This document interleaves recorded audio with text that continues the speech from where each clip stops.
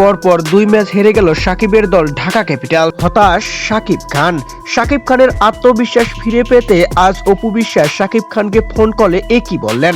দর্শক, বিস্তারিত জানুন ভিডিওর পরবর্তী অংশে। যেখানে দুর্বার রাজশাহীর বিপক্ষে 14 রানে 2 উইকেট হারিয়ে ফেলে ঢাকা ক্যাপিটালস।